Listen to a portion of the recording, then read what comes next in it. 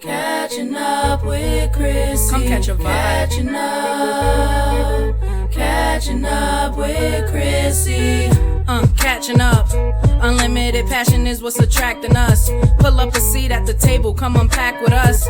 Love and ear and open mind is all I'm asking for. And we learning from each other, it's transactional. Cause knowledge is power and I'm trying to have it all. And give it back, habitual patterns and traditions, yeah we healing that. Empowering everyone around me, yeah I'm into that. So come catch a vibe with me. Come catch a vibe with me. Come catch a vibe with me. We catching up with Chrissy. Hey, what's going on, family? Welcome back to Catching Up. It's your girl, Chrissy. We here, and we're in your ear. And for those of you who are new, welcome to Catching Unlimited Passions. This is our safe space to unpack, heal, learn, and grow. And I'm welcoming you with open arms to walk beside me on my journey because it can unconsciously heal you through yours. So whether you're new, whether you've been tapped in, I appreciate you guys for coming to catch a vibesy. I know every episode I'm so excited about this episode. But Mo, I'm so excited about this episode. One, because I think it's a very valuable topic. It's a discussion that needs to be had. Through my interactions with people who I've posed this topic to, there is a misconception, even within myself. You know, it's like a gray area until you know the research, until you know the material. And two, I had a very, reflective experience gathering this material and doing the research. I cried, not in the sense of being sad, but just like, wow, I'm now aware of how I play a role in my own pain, right? So in this week's episode, we're talking about holding a grudge versus learning and becoming aware from past experiences. And of course, I'm here to unpack the heavy stuff. And we're going to go over what a grudge is, what the signs may look like of holding a grudge, and the process of letting go and forgiving and remembering.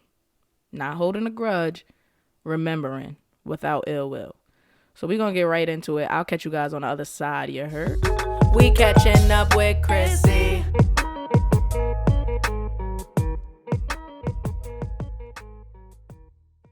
Yeah, so I had to do like some deep diving and digging when it comes to this topic because,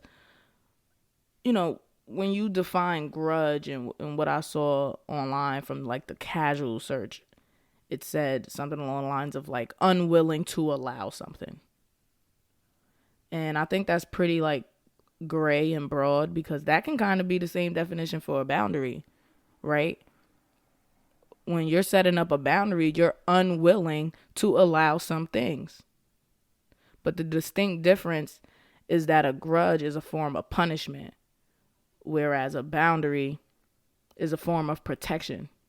And it's for the benefit of both of you in the relationship, whereas a grudge benefits no one. And not only are you punishing that individual, you're kind of punishing yourself because the process and energy it takes to hold a grudge is pretty heavy. And through research, I found a few signs of holding a grudges that I personally identify with in my experience, which was avoiding the individual, negatively reacting to the thought of them or just them being brought up, and bitterness, feeling bitter. And overall, it plays out into your real life experiences with other people because that hurt that you're holding on to from that person, you're projecting that onto people who have absolutely nothing to do with it. So I kind of just wanted to share that information before I dive in and unpack and share a real life perfect scenario of all of this material played out and how it ultimately does no good for you to hold on to a grudge. We catching up with Chrissy.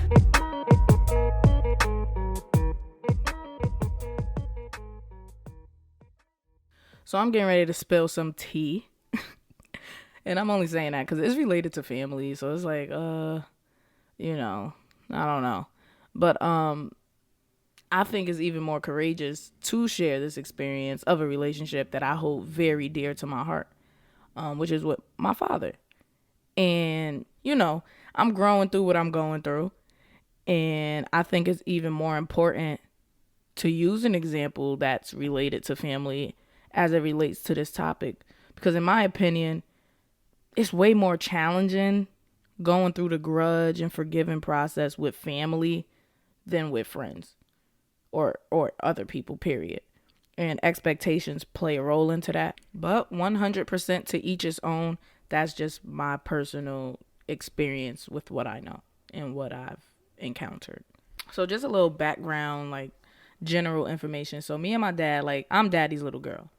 Like I'm the only girl. I have 3 brothers, and I was raised by my dad's mom and not his baby moms. So you could kind of, you know, get a little hint at how it was less challenging for us to have the relationship and dynamic that we have.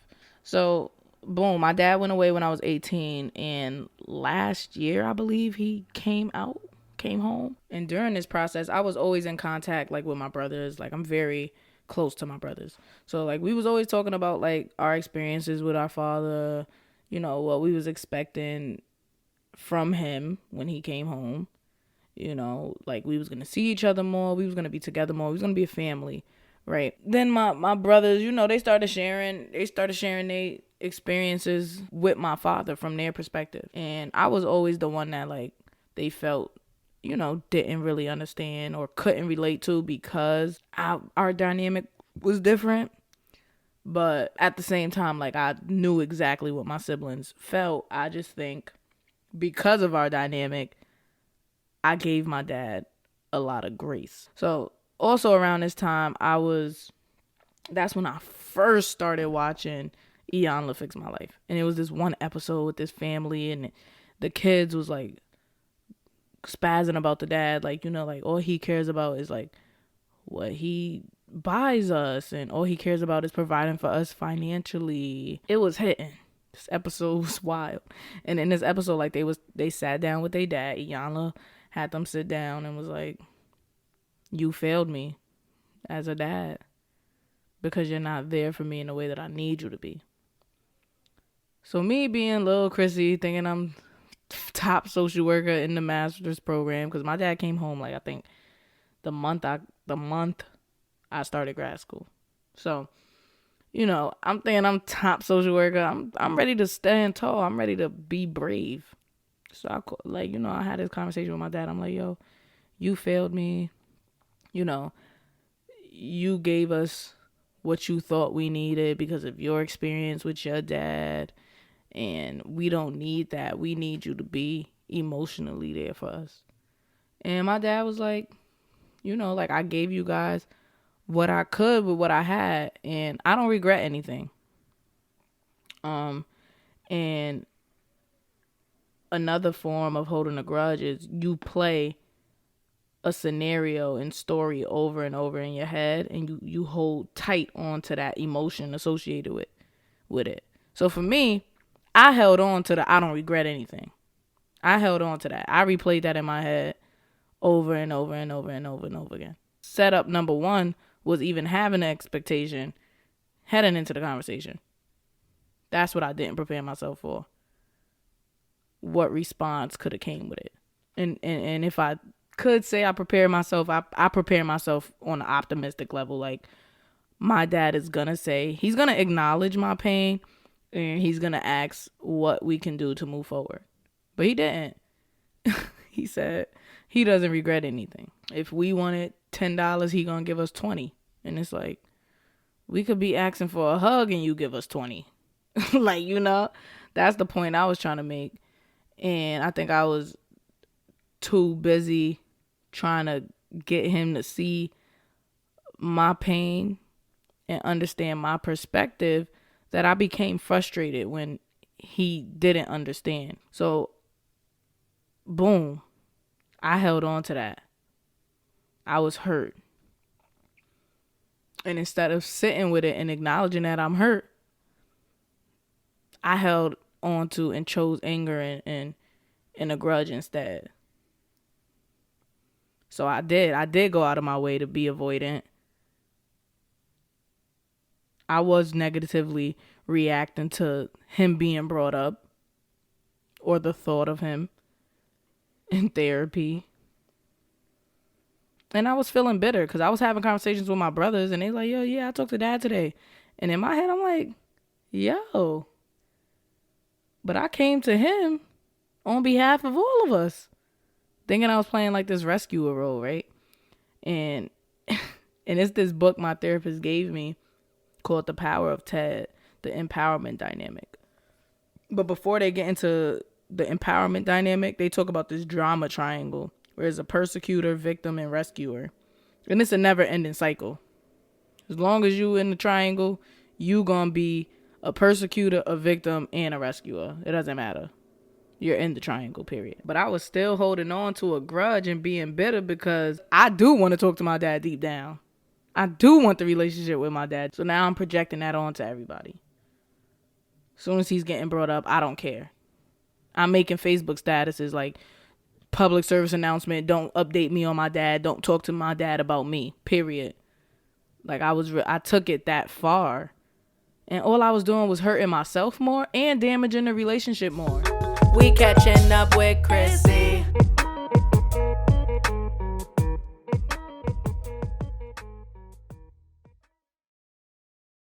When they talk about the process of forgiving after holding a grudge, they really emphasize like you cannot force forgiveness. You know, some people want to, act like they're not holding a grudge so much that they force themselves to forgive. And that was me. So after therapy, now I'm texting my dad like, yo, I'm sorry. Like, I just want to do a clean slate. Like, I'm sorry. I forgive you. Like, I just want to move past it. But that wasn't helping. Because when you force forgiveness, now you ignoring how you feel, not acknowledging your own emotions, and now your emotions bottle up. So I'm like, oh yeah, clean slate. I forgive you. And what happens? He's still not texting back. Still I still had this unconscious expectation like, okay, if I say that I forgive him, we could just move past it. No. So now I'm hurt again. And those emotions are bottling up. And I'm replaying, I don't regret anything. Again. So some of the steps to forgiving genuinely is honestly feeling your emotions and letting go of the negative feelings that don't serve you. And my therapist had to do like a lot of reminding to me, like, forgiveness is not about the other person. And he had to tell me, like, forgiveness is about you and finding the strengths that you ain't know you had. And learning from this experience. Taking back your power that you allowed them to have over you because you was holding this grudge. Right? You have some emotional supports around you. It's just not from the person you want it to be. And that plays in a role into last episode. We overlook the impact being made to us because we focusing on the wrong shit. We focusing on who's not giving us emotional support, that we overlooking the people who right there.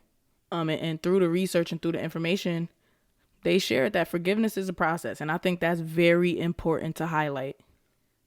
And it was something I needed to see. Because one day I could sit there and, I could have a conversation with my dad. I check in and I'm so grateful that I could talk to my dad. Because a lot of people don't have their fathers. So sometimes I'm like, let me check in with my dad. Let me tell my dad I love him. I'm thinking of him today. Right? And I feel good. I feel gravy, like, okay, I love my father, right? And then a few weeks later, those emotions might arise. And then I got to go through the process again of feeling the pain, feeling the emotion, and letting go of those feelings. It's definitely not a never-ending cycle, but it's a process. So I want to remind you guys of that as well. And that's some candid, raw, uncut right there. I'm not even gonna lie. It really is.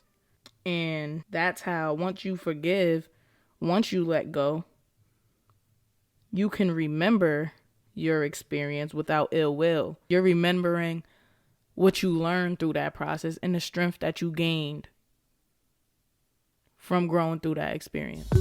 We catching up with Chrissy.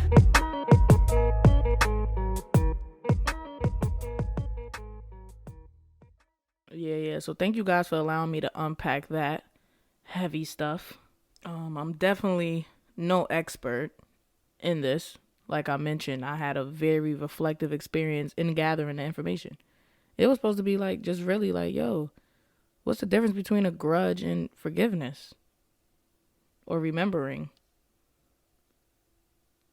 And it definitely like stirred up and brought up some things that I actually needed to unpack and heal and learn from. And this is something that I've been working on since it happened.